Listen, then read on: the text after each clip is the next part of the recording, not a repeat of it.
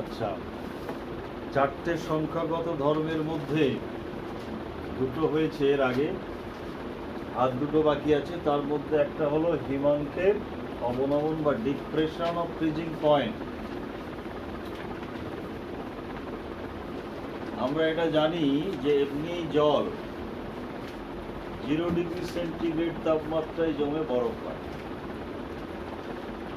কিন্তু জলে যদি নুন বা চিনি মিশিয়ে দাও তাহলে সেই জল কিন্তু আর 0 ডিগ্রি সেন্টিগ্রেড তাপমাত্রায় জমবে না, তার থেকেও আরো নিম্ন তাপমাত্রা মাইনাসে চলে যাবে, তবে জমবে। তার মানে হিমাঙ্কের কি হলো? অবনমন হলো, কমে গেল। এটাকেই বলা হচ্ছে হিমাঙ্কের অবনমন বা ডিপ্রেশন অফ ফ্রিজিং পয়েন্ট। তো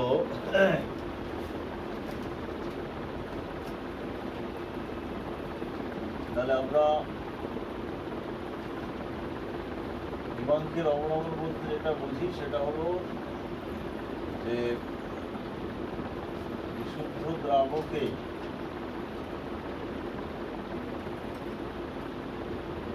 কঠিন অনুদ্বায়ী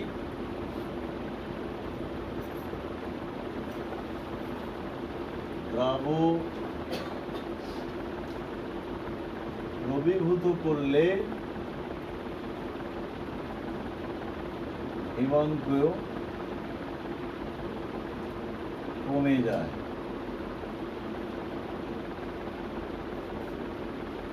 একে হিমাঙ্কের অবনমন বলে।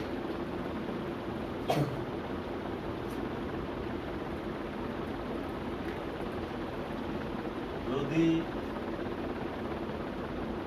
TF সমান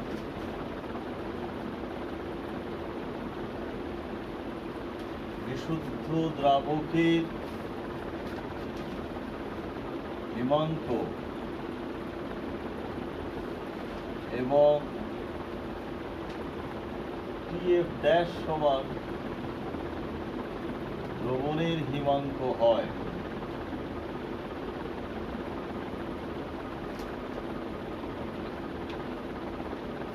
তাহলে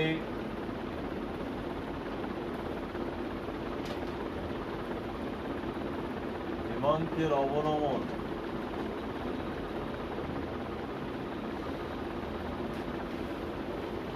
ডেল্টা TF সমান কত হবে?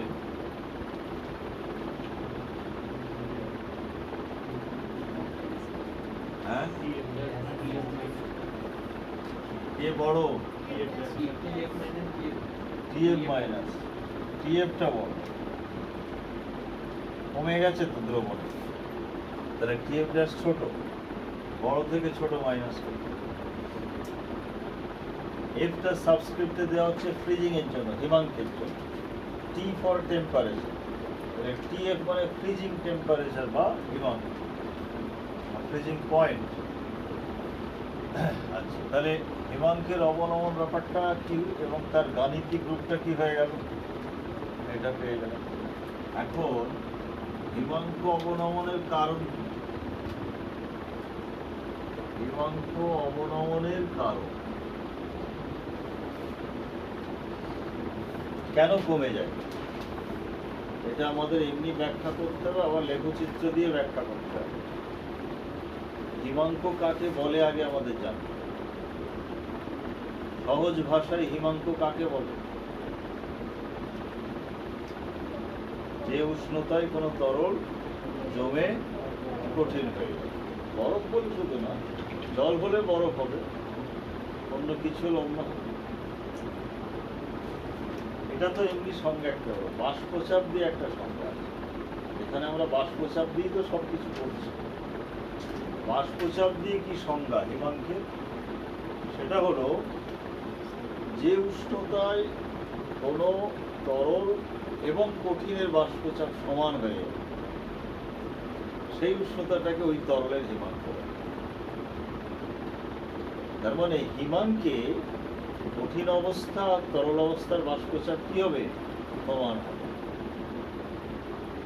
যেমন জলের হিমাঙ্ক আমরা জানি 0 ডিগ্রি সেন্টিগ্রেড, তাহলে 0 ডিগ্রি সেন্টিগ্রেড তাপমাত্রায় তরল জলের বাষ্পচাপ আর কঠিন বরফের বাষ্পচাপ সমান। ঠিক আছে, এটা একটা বিশেষ বিষয় হিমাঙ্কের। 2 নম্বর কথা, আমরা আদর্শ দ্রবণ গঠনের শর্তে দুটো পড়েছিলাম। দুটো শর্ত ছিল, কি মনে আছে? আদর্শ দ্রবণ গঠন করতে গেলে দুটো শর্ত ছিল। একটা ছিল যে তাদের আকার, আকৃতি, রাসায়নিক প্রকৃতি একই হতে হবে।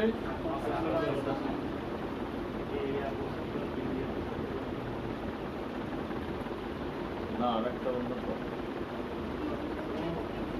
দ্রবণকে শীতল করলে যখন সেটা কঠিন হয়ে যাবে, এই কঠিন অবস্থায় শুধু দ্রাবক থাকবে, তার মধ্যে কোনো দ্রাব্য থাকবে না, এটা বলা হয়েছিল। আকর্ষণ বল সমান হবে, ওগুলো তো বৈশিষ্ট্য আমরা পড়েছি। হ্যাঁ, যাই হোক, এর জন্যই আকর্ষণ সমান হচ্ছে, যাই এইসব কারণ আকার আকৃতি সমান হচ্ছে। যাই হোক, এটা একটা ইম্পর্টেন্ট বিষয়। ওখানে শর্তেই বলা আছে যে আদর্শ দ্রবণ যখন কঠিন হবে, শীতল করবে, তখন সেই কঠিন অবস্থাতে শুধু দ্রাবক থাকবে, কোনো দ্রাবক থাকবে। ধরো আমি চিনির দ্রবণ দিচ্ছি, আদর্শ দ্রবণ যদি এটা হয়, তো যখন ওইটা বরফ হবে, মানে ঠান্ডা হয়ে শক্ত হয়ে যাবে, তখন ওর মধ্যে শুধু জলই থাকবে, চিনি আর থাকবে না, চিনি বেরিয়ে যাবে। এইরকম বৈশিষ্ট্য আছে কার, বা আছে আদর্শ দ্রবণ। তো যাই হোক, তার মানে একটা আদর্শ দ্রবণের কঠিন অবস্থা বলতে সেটা বিশুদ্ধ দ্রাবকেরই কঠিন অবস্থা। তখন আর দ্রবণ থাকছে না, দ্রাবক বেরিয়ে আসছে। তাহলে আদর্শ দ্রবণের কঠিন অবস্থা বলতে আমরা বিশুদ্ধ দ্রাবকেরই কঠিন অবস্থা বলছি। ছিল জল আর চিনি, যখন জল আর চিনি ঠান্ডা হয়ে জমে গেল, তখন শুধু জল বরফ হয়ে গেল, তাহলে এটা তো বিশুদ্ধ দ্রাবক। এই বিষয়টা মাথায় রেখে এবার আমরা দেখব যে আমরা জানি যে কোনো বিশুদ্ধ তরলের বাষ্পচাপ বেশি হয় আর দ্রবণের বাষ্পচাপ কম, এটা আমরা জানি। এবং স্ফুটনাঙ্ক উন্নয়নের যে কারণ আমরা পড়েছিলাম, সেখানে লেখচিত্র বিশুদ্ধ দ্রাবকেরটা কোথায় ছিল, উপরে ছিল আর নিচে ছিল? উপরে ছিল, আর এটা নিচে ছিল। যেহেতু বাষ্পচাপ কমে যায়, এই জন্য লেখচিত্র নিচে আসে। সুতরাং বাষ্পচাপ যেহেতু কমে যায়, আর আমরা হিমাঙ্কের যে সংজ্ঞা বললাম, যে উষ্ণতাতে কঠিন অবস্থা তরল অবস্থার বাষ্পচাপ সমান হবে, সেটাই হিমাঙ্ক। তো বিশুদ্ধ দ্রাবকের ক্ষেত্রে যে উষ্ণতায় বাষ্পচাপটা সমান হয়, দ্রবণ হলে তার বাষ্পচাপ যদি কমে যায়, সেই উষ্ণতাতে কঠিন আর তরলের বাষ্পচাপ সমান হয় না। তার থেকে আরো কম উষ্ণতায় কঠিন আর তরলের বাষ্পচাপ সমান হয়, সেই জন্য হিমাঙ্কের অবনমন। এটা আমি আগে লেখচিত্রটা দেখাই, দেখো, তারপরে ভাষাটা পাওয়া যাবে বুঝতে। আমরা এরকম লেখচিত্র করেছিলাম, এদিকে ছিল বাষ্পচাপ আর এদিকে কি ছিল, এক্স অক্ষ বরাবর তাপমাত্রা।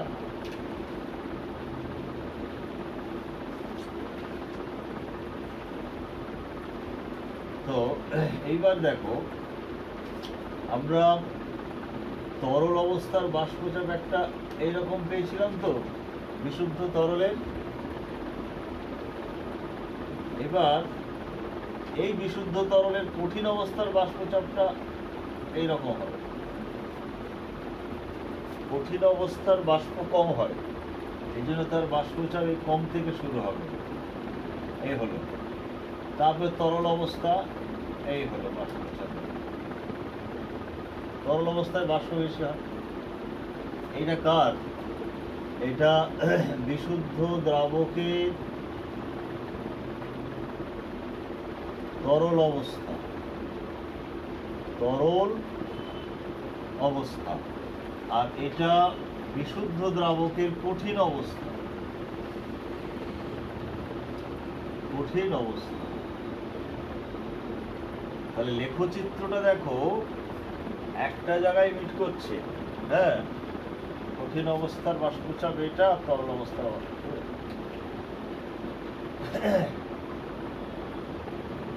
এখন এই জায়গাটায় বাষ্পচাপ কঠিন অবস্থা তরল অবস্থার সমান তো। তাহলে এইখান থেকে যদি আমি তাপমাত্রা অক্ষের উপর একটা লম্বটা নিই, এই তাপমাত্রাতে তার মানে বিশুদ্ধ দ্রাবকের কঠিন অবস্থা তরল অবস্থার বাষ্পচাপ কি হয়ে গেল? সমান হয়ে গেল। তাহলে এইটা ওই বিশুদ্ধ দ্রাবকের কি হবে? হিমাঙ্ক, টিএফ। বোঝা গেল কি? দুটো লেখচিত্র, একটা কঠিন অবস্থার একটা তরল অবস্থা। তো এই কঠিন অবস্থার বাষ্পচাপ আর তরল অবস্থার বাষ্পচাপ সমান হচ্ছে এখানটায়, তার করেসপন্ডিং তাপমাত্রা এটাকে আমরা বলছি টিএফ, অর্থাৎ বিশুদ্ধ দ্রাবকের হিমাঙ্ক। এইবার যখন আমি দ্রবণ নেব, দ্রবণের বাষ্পচাপ রেখাটা নিচে হবে তো, তখন এইরকম, এটা হচ্ছে দ্রবণের তরল অবস্থা আর এটা কঠিন অবস্থা। এবার দ্রবণের কঠিন অবস্থা তো আমি আগেই বললাম সেটা বিশুদ্ধ দ্রাবকই হয়ে যায়। সেই জন্য লেখচিত্রটা এই লেখচিত্রের সঙ্গে মার্জ করে গেল। তার মানে দ্রবণের কঠিন অবস্থার লেখচিত্র এইটা, আর তরল অবস্থার লেখচিত্র এখানটা মার্জ করলো কেন এর সঙ্গে? যেহেতু দ্রবণ যখন কঠিন হবে তখন তার মধ্যে শুধুই দ্রাবক থাকবে, দ্রাব বেরিয়ে চলে যাবে। তাহলে দ্রবণের কঠিন অবস্থাটা বিশুদ্ধ দ্রাবকেরই কঠিন অবস্থা। সেই জন্য বিশুদ্ধ দ্রাবকের যে কঠিন অবস্থা লেখচিত্র, তার সঙ্গে লেখচিত্রটা মিলে গেল। আর যেহেতু দ্রবণের তরল অবস্থার বাষ্পচাপ বিশুদ্ধ দ্রাবকের থেকে কম হয়, সেই জন্য লেখচিত্রটা তরল অবস্থার লেখচিত্রের নিচে দিয়ে গেল। এখন তাহলে আমাকে বলো, দ্রবণের তরল অবস্থা আর কঠিন অবস্থার বাষ্পচাপ কোন জায়গাটা সমান হচ্ছে? এইখানটাই তো। তাহলে সেটা কোন তাপমাত্রায় হচ্ছে? আগে যে তাপমাত্রায় হয়েছে তার থেকে বেশি না কম? কম। তাহলে এটা টিএফ ড্যাশ, এইটাই হলো দ্রবণের হিমাঙ্ক, অর্থাৎ হিমাঙ্ক কমে গেল আগে। দেখতে সুবিধা হবে? এসে যাও, এটা তাহলে এইদিকে শুনি।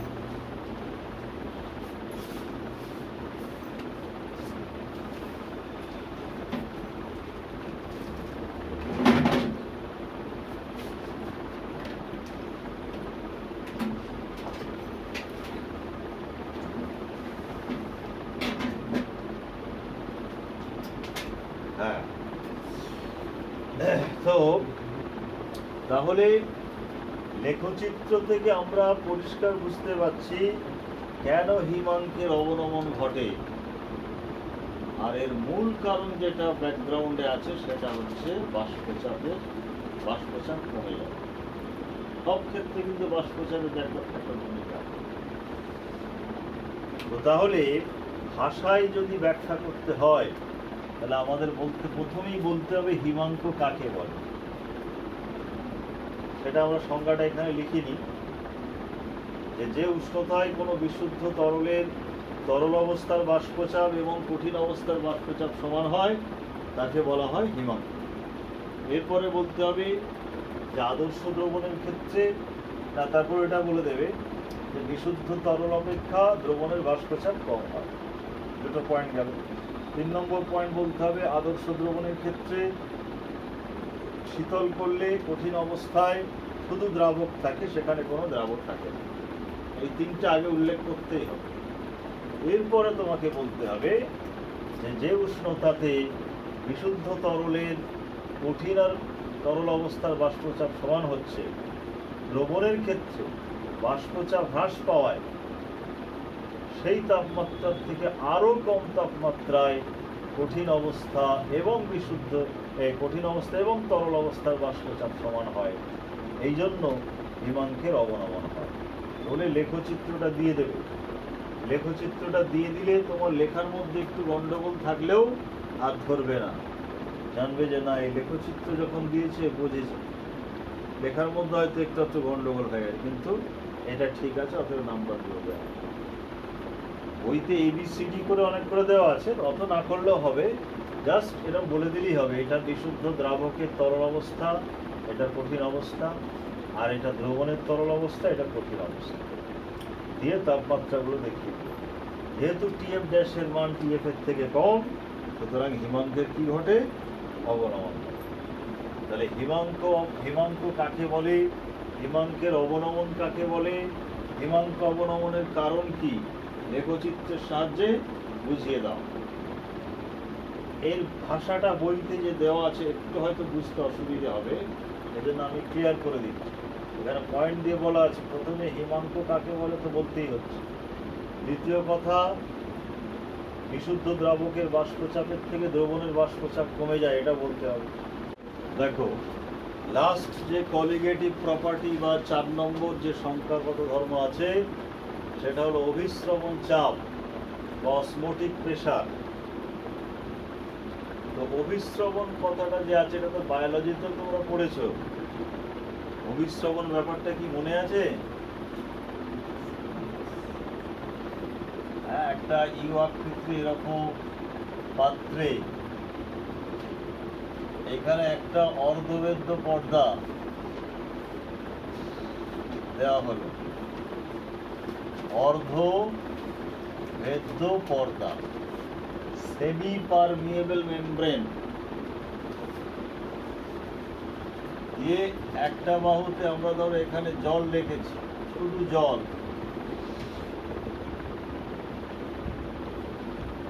আর এই বাহুতে একই লেভেলে আমি রেখেছি চিনি দ্রবণ।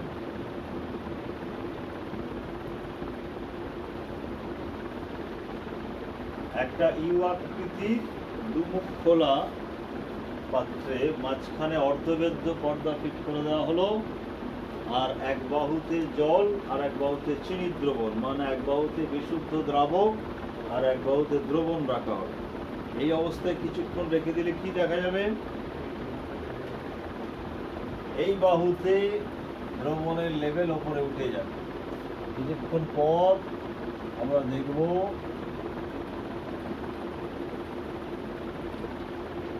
এই বাহুতে এখানে উঠে গেছে লেভেল, আর এখানে একটু নেমে গেছে। তার মানে কি হলো? এই বাহু থেকে জল অর্ধবেদ্য পর্দা ভেদ করে ওই বাহুতে চলে গেছে। এই যে ঘটনা, এটা কি বলা হয়? অভিস্রবণ। তাহলে যে প্রক্রিয়ায় অর্ধবেদ্য পর্দা দ্বারা পৃথকীকৃত দ্রবণ এবং দ্রাবকের মধ্যে দ্রাবকীয় প্রবাহ দ্রবণের দিকে ঘটে, তাকে বলা হয় অভিস্রবণ। অভিস্রবণের সংজ্ঞা আমাদের এখানে আসবে, জেনে রাখলে বিষয়।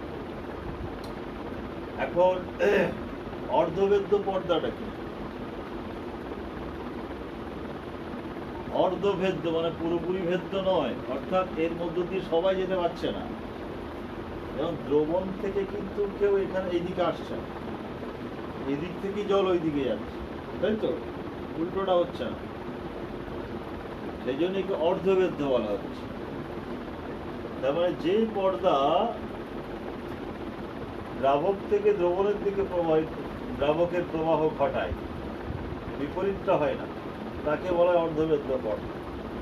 যেমন প্রাকৃতিক কিছু অর্ধবেদ্য পর্দা আছে, মাছের পটকা আছে, শুকরের মূত্রথলি আছে, ডিমের একটা পাতলা খোসা আছে, দেখেছো? শক্ত খোসার নিচে একটা পাতলা সাদা স্তর থাকে, আমরা ওটা ফেলে দিই খাওয়ার সময়, ওইটা একটা অর্ধবেদ্য পর্দা।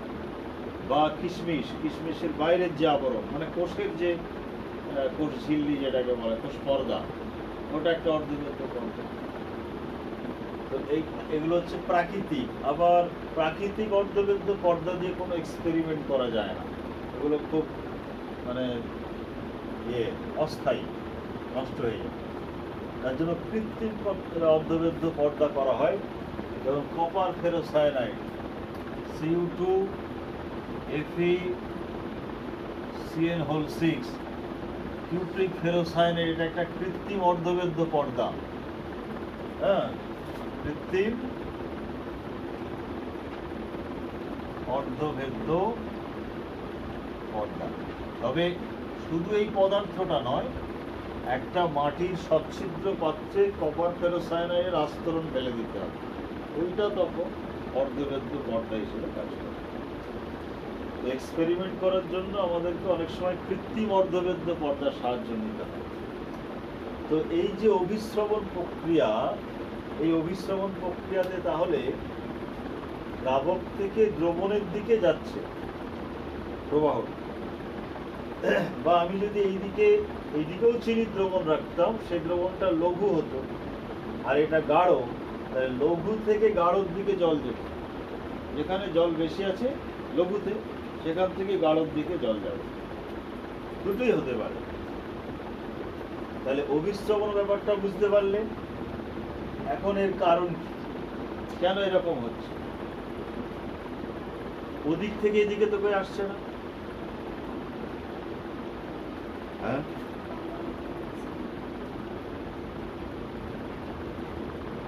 এই যে আমরা ইলেকট্রিসিটি পাচ্ছি, কিসের ফ্লো হচ্ছে? ইলেকট্রনের ফ্লো। ইলেকট্রন এক জায়গায় বেশি আছে, আর এক জায়গায় ঘাটতি, বেশি থেকে ঘাটতির দিকে যাচ্ছে, ইলেকট্রনের ফ্লো হচ্ছে আর ইলেকট্রিসিটি ফ্লো, তাই তো? ব্যাটারিতেও আমরা যে ইলেকট্রিসিটি পাচ্ছি, ওইখানে বিক্রিয়া হচ্ছে, একটা দণ্ডে ইলেকট্রন বেশি হয়ে যাচ্ছে, একটা দণ্ডে কম হয়ে যাচ্ছে, বেশি থেকে তার দিয়ে এই দণ্ডে চলে আসছিল, আর ইলেকট্রিসিটিটা উল্টো দিকে।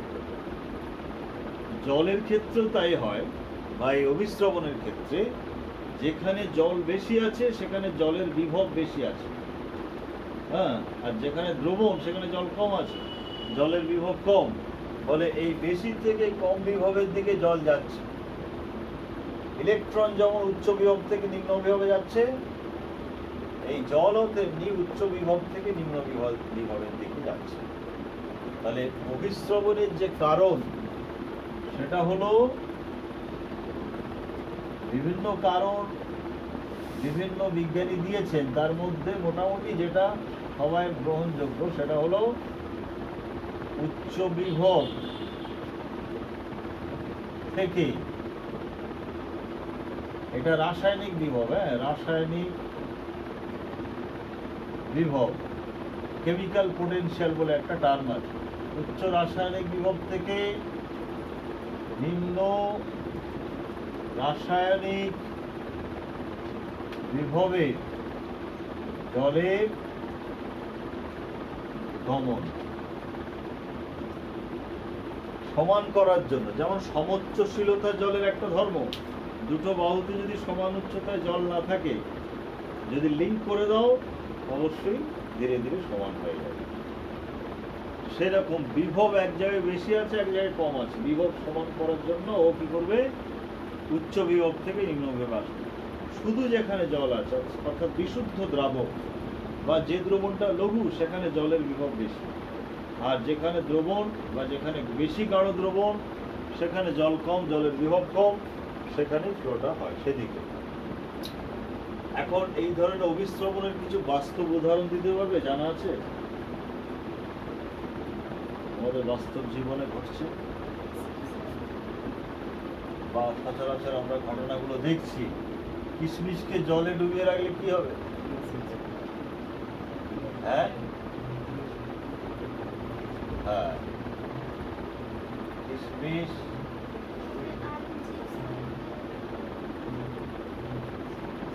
জলে ডোবালে ফুলে ওঠে।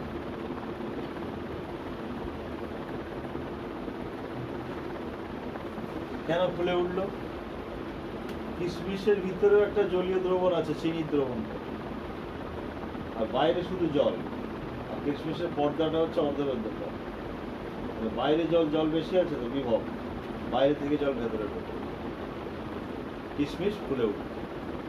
আচ্ছা, যদি আমি বাইরে শুধু জল না দিয়ে গাঢ় চিনি দ্রবণ রাখতাম কি হতো? আরো চুপসে। এখন ভেতর থেকে জল বাইরে বেরিয়ে আসে, ভিতরের যে দ্রবণটা আছে চিনি সেটা লঘু, ওখানে জল বেশি আছে, আর বাইরে গাঢ় চিনি দ্রবণ জল কম আছে, ভিতরে জল বেশি আছে বলে ওখান থেকে জল এবার বাইরে বেরিয়ে আসছে। এতে করে কি হবে? আরো চুপসে যাবে। ডিম যদি ছোট মনে হয়, মনটা হচ্ছে না বড় করে খেতে না, তাহলে ডিমের ওপরের খোসাটা ছাড়িয়ে পাতলা স্তরটা রেখে দিয়ে জলে ডুবিয়ে রাখবে, তাহলে বাইরে থেকে জল ভেতরে ঢুকে একটু সাইজটা বড় হয়ে যাবে, তারপর খাবে। হ্যাঁ, আবার এই ডিমটাকে যদি আমি গাঢ় NaCl দ্রবণে ডুবিয়ে রাখি, আর তাহলে চুপসে যাবে, ছোট হয়ে যাবে। আচ্ছা, আমরা এই যে গলা ব্যথা হলে অনেক সময় নুন জল দিয়ে গার্গল করি, গলা ব্যথা তো কমে তো একটু, কেন কমে? এখানেও অভিস্রবণ।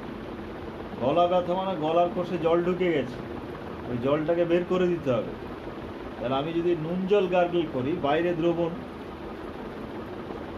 সেখানে জল কম, গাঢ় দ্রবণ, আর ভিতরে লঘু দ্রবণ, ওই জলটা ভিতরে জল বেশি আছে, জলটা বাইরে বেরিয়ে আসে, তখনই গলাটা একটু তোমার ব্যথাটা কমে যাচ্ছে। তো এইরকম বিভিন্ন ঘটনা আছে যেগুলো আমাদের দৈনন্দিন জীবনে ঘটে, অভিস্রবণের কারণেই ঘটে।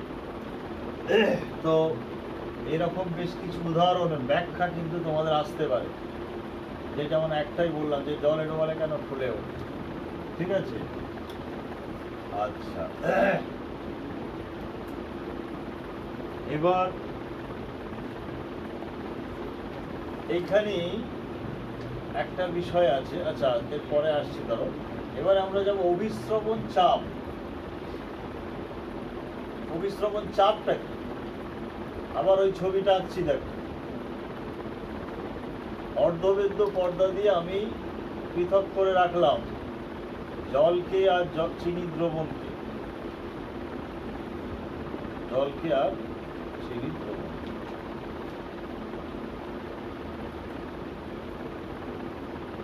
এখন যেহেতু অভিস্রবণ ঘটবে, এদিক থেকে জল এদিকে যাবে, তাহলে এই লেভেলটা উপরে উঠবে। আমি যদি এখানে একটা চাপ প্রয়োগ করি পিস্টনের সাহায্যে, তাহলে আর জলের লেভেল ওপরে উঠবে। যে ন্যূনতম চাপ প্রয়োগ করলে এই অভিস্রবণ প্রক্রিয়া মানে জলের ফ্লোটা বন্ধ হয়ে যাবে, সেটা কি বলা হচ্ছে? অভিস্রবণ চাপ বা পাই। এমনি রেখে দিলে তো অভিস্রবণ ঘটবে, কিন্তু আমি যদি একটা প্রেসার ক্রিয়েট করি, চাপ প্রয়োগ করি, তাহলে জলের ফ্লো বন্ধ হয়ে যাবে। যে চাপটা দিলে জলের ফ্লোটা জাস্ট বন্ধ হয়ে যাবে, মানে অভিস্রবণ প্রক্রিয়া আর হবে না, সেটা কি বলা হচ্ছে? পাই।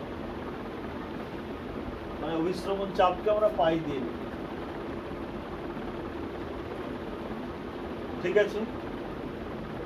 এখন যদি তুমি এর থেকে বেশি চাপ দিয়ে দাও কি হবে? হ্যাঁ, যদি অভিস্রবণ চাপ মানে চাপটা যদি গ্রেটার দ্যান পাই হয়, তাহলে তোমার এদিক থেকে জল এইদিকে ফ্লো হয়ে যাবে। এটাকে বলে বিপরীত অভিস্রবণ। অর্থাৎ অর্ধভেদ্য দিয়ে পৃথকীকৃত দ্রাবক এবং দ্রবণকে রাখলে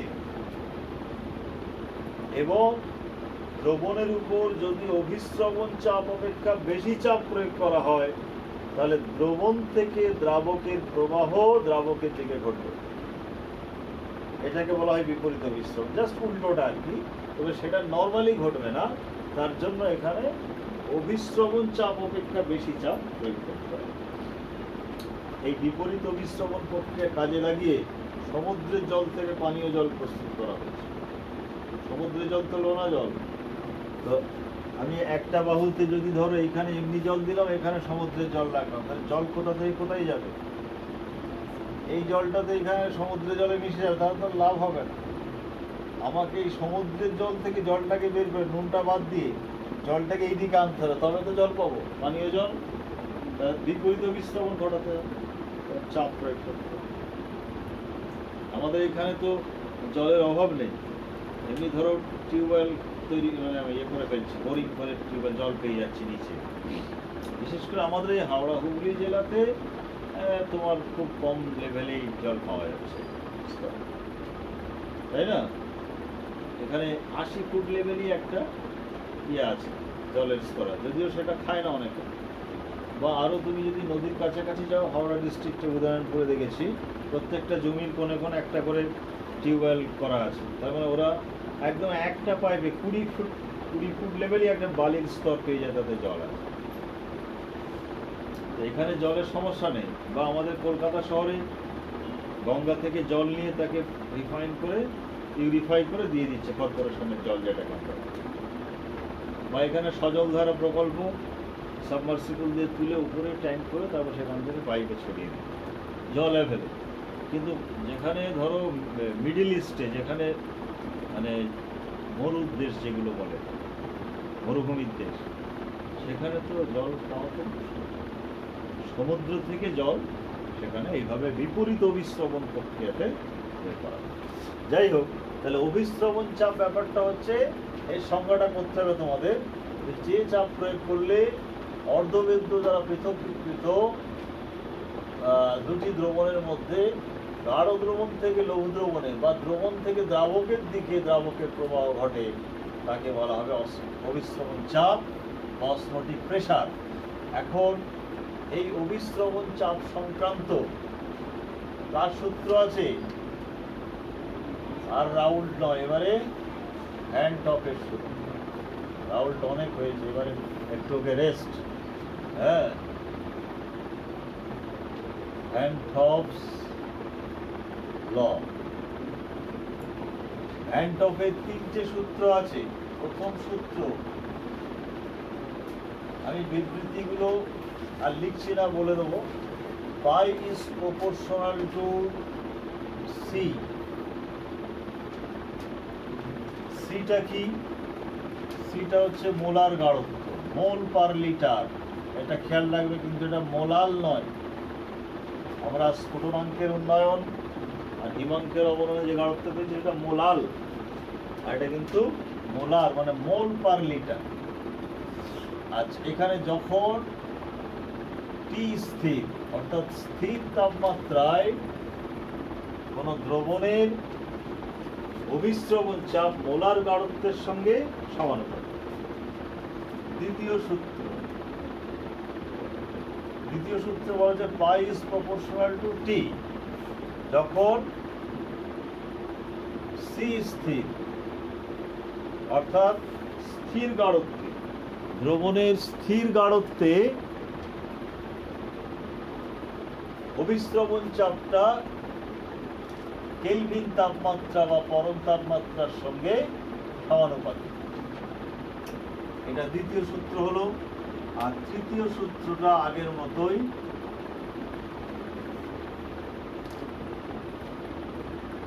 ওই নির্দিষ্ট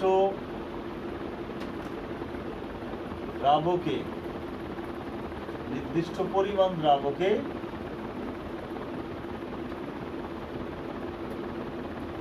ভিন্ন ভিন্ন দ্রাবক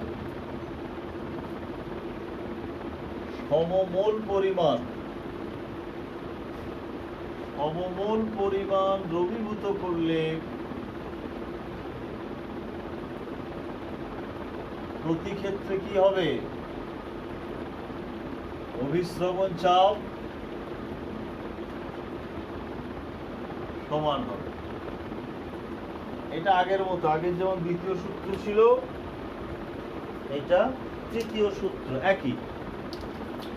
তাহলে 3টে সূত্র ভ্যানটপ দিয়েছেন অভিস্রবণ চাপ সংক্রান্ত। এবার প্রথম আর দ্বিতীয় সূত্রকে যদি আমরা কম্বাইন করি, কি দাঁড়াবে? প্রথম ও দ্বিতীয় সূত্রের সমন্বয় পাই ইজ প্রপোর্শনাল টু সিটি। যখন উভয়ই পরিবর্তনশীল, সি এবং টি উভয়ই পরিবর্তনশীল। ঠিক আছে?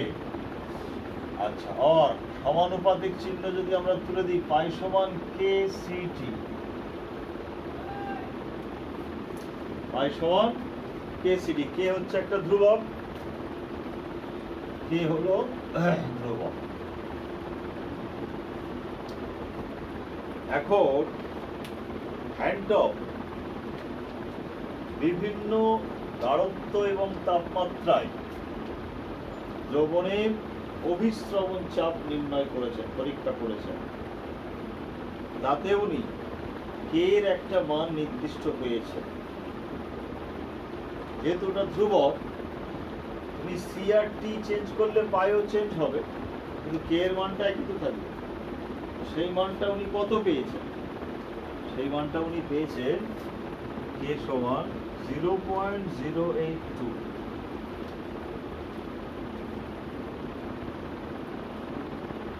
হ্যান্ডটপ বিভিন্ন গাঢ়ত্বে এবং উষ্ণতায় অভিস্রবণ চাপ নির্ণয় করে এই সমীকরণে পুট করে দেখেছেন। বারবার মানে সেগুলো করে কে এর একটা মান পেয়েছেন, প্রায় কাছাকাছি মান সব ক্ষেত্রে। সেটা কত? এইটা। এটা কার মান? হ্যাঁ, আর কে এর মান, এটার সঙ্গে কার মিল আছে? আর এর মানের মিল আছে। এই জন্য কেটাকে উনি তখন রিপ্লেস করে দিলেন আর দিয়ে, তাহলে পাই সমান সিআরটি ফর্মুলা হয়ে গেল। এই ফর্মুলাটা কি বলা হয়? ভ্যানটপের সমীকরণ। এটা হলো ভ্যানটপের সমীকরণ। তাহলে ভ্যানটপের সমীকরণ প্রতিষ্ঠা করো যদি বলে, তাহলে তোমাকে দুটো সূত্র লিখে সমন্বয় করে ওই কথাটা অবশ্যই বলতে হবে। কি করে ওটা আর আসছে বলে দিলে, তাহলে অঙ্ক করার সময় আমরা আর এর মানটা এটাই বসাবো। এখানে আর এর মানে এটা ছাড়া কিন্তু আর অন্য কোনো বসানো যাবে না, সবসময় ওটাই বসাতে হবে। আর তাতে করে পাইয়ের মানটা এটিএম এ আসবে। এটিএম যেহেতু এটা লিটার অ্যাটমসফিয়ার, আর সি এর মানটা মোল পার লিটার, এটা অ্যাটমসফিয়ারে আসবে। আর এর মান 0.082, টি এর মানটা কেলভিনে বসাতে হবে। তাহলে হলো ভ্যানটপের সূত্র।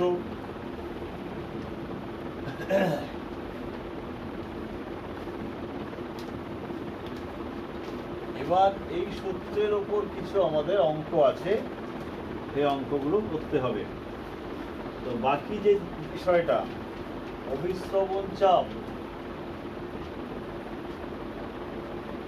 একটি সংখ্যাগত ধর্ম, কি করে প্রমাণ করবে? হ্যাঁ, সেম অ্যাজ বিফোর। প্রযোজ্য, আচ্ছা ওটা পরে দিচ্ছি। দ্রাবের আণবিক গুরুত্ব নির্ণয়, এটা আমাদের কোথা থেকে করতে হবে? এই গাণিতিক রূপ থেকে। পাই সমান সিআরটি থেকে দ্রাবের আণবিক গুরুত্বটা কি করে আমি বের করবো বলো?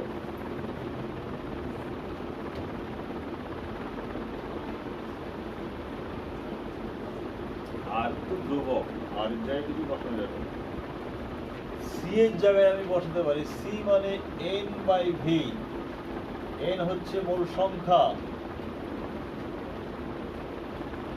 এনটা হলো N2 করো, N2 বাই ভি। N2টা হচ্ছে দ্রাবের মূল সংখ্যা।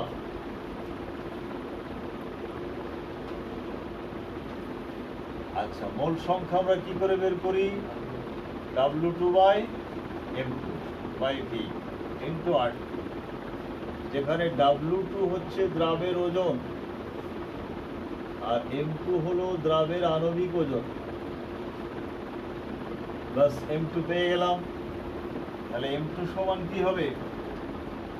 এটাকে যদি এ করে দিই, W2 into RT by M2 into V হলো, এটা পাই সমান। therefore M2 সমান W2 into R into T by phi into V.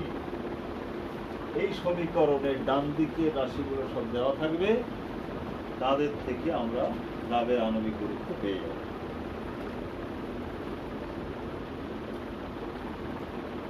হলো। আর প্রযোজ্যতা, যেটা প্রযোজ্যতা সেম অ্যাজ বিফোর।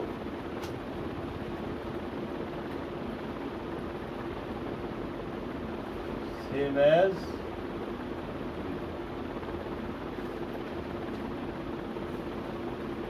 দুটো পয়েন্ট যে ছিল প্রযোজ্যতা, এখানেও একই।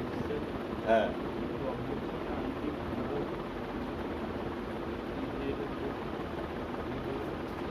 W2টা শুধু ওজন, দ্রাবের ওজন শুধু, আর M2টা দ্রাবের আণবিক ওজন।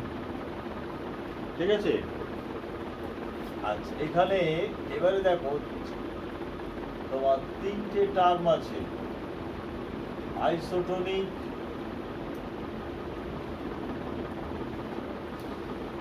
দ্রবণ, এগুলো বায়োলজিতেও ছিল, হাইপোটোনিক দ্রবণ, আর হাইপারটোনিক, এগুলো ছিল তো বায়োলজিতে নাকি 12-এ আছে।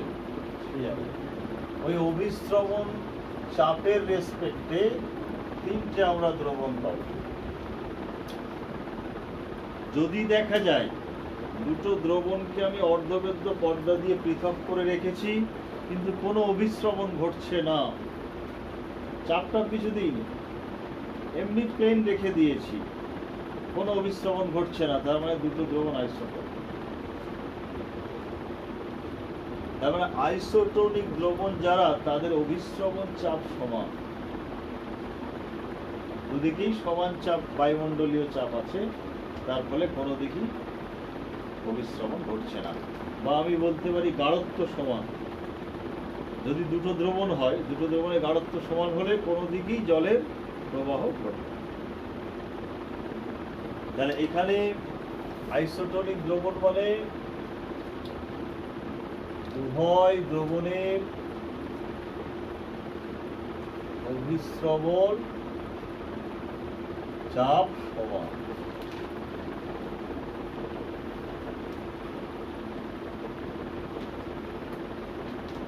এবং তাদের গাঢ়ত্ব সমান হবে। আর হাইপোটোনিক মানে কম অভিস্রবণ চাপযুক্ত দ্রবণ, আর হাইপারটোনিক মানে বেশি অভিস্রবণ চাপযুক্ত। তার মানে আমরা ধরো এই ইউ আকারের নলে অর্ধবেদ্য পর্দা দিয়ে দুটো দ্রবণ রেখেছি, এটা এ আর এটা বি।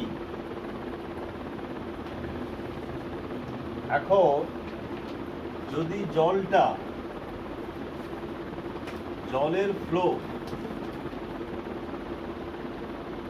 ফ্লো ধরো এ থেকে বি এ হচ্ছে, তাহলে হাইপোটোনিককে, তাহলে এ হলো হাইপোটোনিক আর বি হলো হাইপার। কেন? কারণ এই যে জলের ফ্লো হচ্ছে, একে বন্ধ করতে গেলে আমার এখানে চাপ দিতে হবে, তার মানে এর অভিস্রবণ চাপটা বেশি, এখানে কোনো চাপ দিতে হচ্ছে। আর যদি জলের ফ্লো বি থেকে এ হয়, তাহলে উল্টো হয়ে যাবে, এটা হবে হাইপার আর বিটা হবে হাইপো।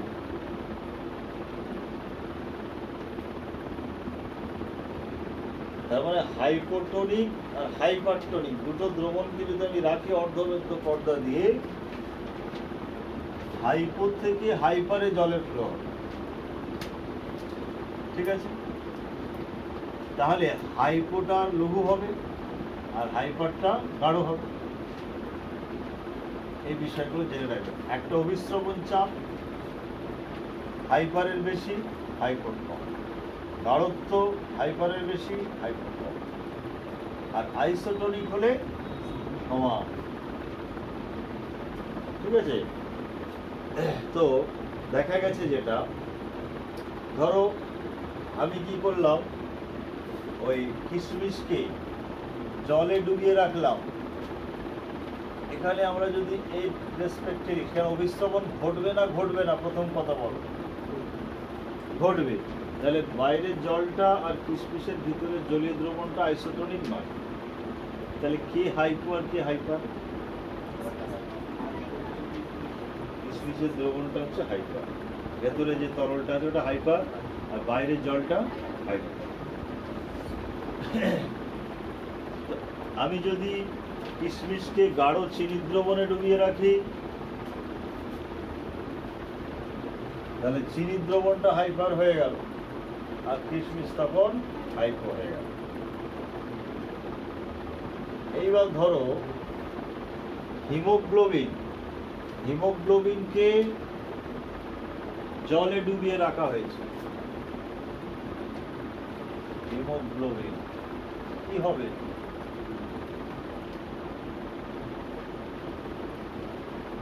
অভিস্রবণ হবে না হবে না?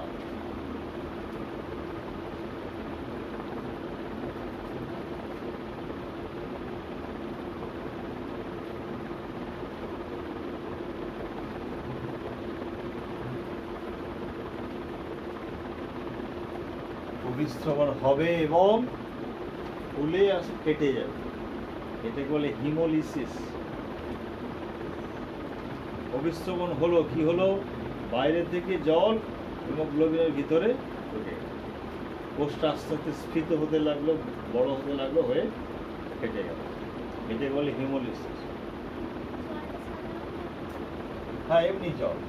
আর হিমোগ্লোবিনকে যদি গাঢ় NaCl দ্রবণে রাখো, ওটা সংকুচিত হবে।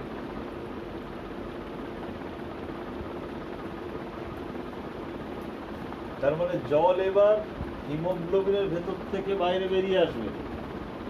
ঠিক আছে? বাইরে আছে হাইপার, ভিতরে হাইপো। আর হিমোগ্লোবিনকে 0.91% NaCl দ্রবণে রাখলে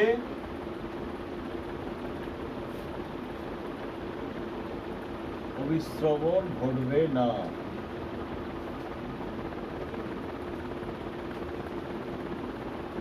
তাহলে হিমোগ্লোবিনের ভিতরে দ্রবণ আর 0.91% NaCl দ্রবণ কি হলো? পরস্পরের আইসোটোনিক, তাই তো?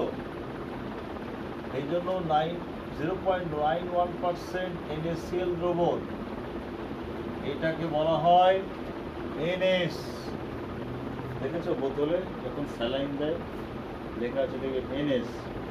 এমনিতে যারা খেতে পারে না বা ডায়রিয়া হয়ে গেল, শরীর থেকে সব জল বেরিয়ে যাচ্ছে, তখন NS নর্মাল স্যালাইন দেওয়া হয়। সেই নর্মাল স্যালাইনে কি থাকে? 0.91% NaCl দ্রবণ থাকে। কেন? ওটা আমাদের রক্তের সঙ্গে আইসোটোনিক, অভিস্রবণ চাপ সমান। যদি তুমি ওর থেকে গাঢ় NaCl দিয়ে দাও, তাহলে হিমোগ্লোবিন কি হবে? সংকুচিত হয়ে যাবে। যদি ওর থেকে লঘু দিয়ে দাও, হিমোগ্লোবিন ফুলে ফেটে যাবে। রোগী বাঁচবে কি রোগী আরো মরে যাবে? স্যালাইন দিচ্ছ রোগী বাঁচানোর জন্য, আরো। সেই হিসাবে এই নর্মাল স্যালাইনটা কত এটা জেনে রাখবে। তবে বইতে ছায়াতে মনে হচ্ছে 0.84% না কত দেওয়া আছে, এটা ভুল কিন্তু, তাই না? এটা ভুল। আমি অনেক চেক করেছি বিভিন্ন বই বা নেট থেকে, ওটা সব জায়গাতেই 0.91% দিচ্ছে। 84 কোথাও নেই, তো ডেটাটা ভুল আছে।